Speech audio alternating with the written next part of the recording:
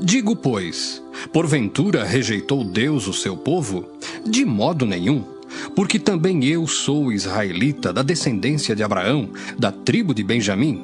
Deus não rejeitou o seu povo, que antes conheceu. Ou não sabeis o que a Escritura diz de Elias, como fala a Deus contra Israel, dizendo: Senhor, mataram os teus profetas e derribaram os teus altares, e só eu fiquei e buscam a minha alma. Mas que lhe diz a resposta divina? Reservei para mim 7.000 varões que não dobraram os joelhos diante de Baal. Assim, pois, também agora, neste tempo, ficou um resto, segundo a eleição da graça. Mas se é por graça, já não é pelas obras. De outra maneira, a graça já não é graça. Pois que, o que Israel buscava não o alcançou, mas os eleitos o alcançaram, e os outros foram endurecidos. Como está escrito: Deus lhes deu espírito de profundo sono, olhos para não verem e ouvidos para não ouvirem. Até ao dia de hoje. E Davi diz: Torne-se-lhes a sua mesa em laço e em armadilha e em tropeço por sua retribuição. Escureçam-se-lhes os olhos para não verem e encurvem-se-lhes continuamente as costas. Digo, pois, porventura tropeçaram para que caíssem? De modo nenhum. Mas pela sua queda veio a salvação aos gentios, para os incitar à emulação. E se a sua queda é a riqueza do mundo, e a sua diminuição a riqueza dos gentios, quanto mais a sua plenitude. Porque convosco falo, gentios, que enquanto for apóstolo dos gentios, glorificarei o meu ministério, para ver se de alguma maneira posso incitar à emulação os da minha carne e salvar alguns deles. Porque se a sua rejeição é a reconciliação do mundo, qual será a sua admissão, senão a vida dentre os mortos? E se as primícias são santas, também a massa o é. Se a raiz é santa, também os ramos o são. E se alguns dos ramos foram quebrados, e tu, sendo zambujeiro, foste enxertado em lugar deles, e feito participante da raiz e da seiva da oliveira, não te glories contra os ramos.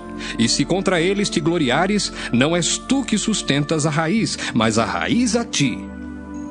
Dirás, pois, os ramos foram quebrados, para que eu fosse enxertado. Está bem, pela sua incredulidade foram quebrados, e tu estás em pé pela fé. Então, não te ensoberbeças, mas teme, porque se Deus não poupou os ramos naturais, teme que te não poupe a ti também. Considera, pois, a bondade e a severidade de Deus. Para com os que caíram, severidade. Mas, para contigo, a benignidade de Deus, se permaneceres na sua benignidade. De outra maneira, também tu serás cortado. E também eles, se não permanecerem na incredulidade, serão enxertados, porque poderoso é Deus para os tornar a enxertar.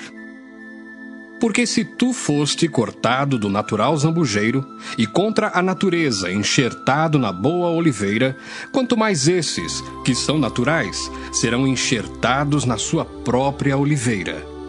Porque não quero, irmãos, que ignoreis este segredo, para que não presumais de vós mesmos, que o endurecimento veio em parte sobre Israel, até que a plenitude dos gentios haja entrado.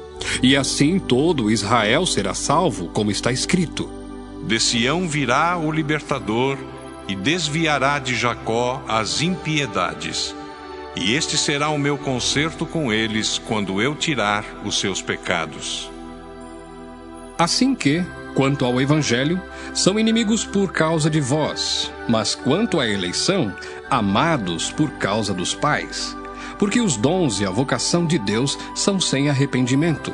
Porque assim como vós também antigamente fostes desobedientes a Deus, mas agora alcançastes misericórdia pela desobediência deles, assim também estes, agora, foram desobedientes, para também alcançarem misericórdia pela misericórdia a vós demonstrada. Porque Deus encerrou a todos debaixo da desobediência, para com todos usar de misericórdia.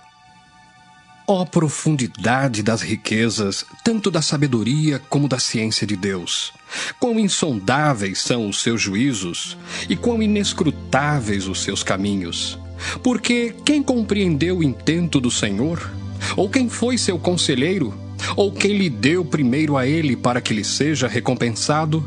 Porque dele, e por ele e para ele são todas as coisas. Glória, pois, a ele eternamente.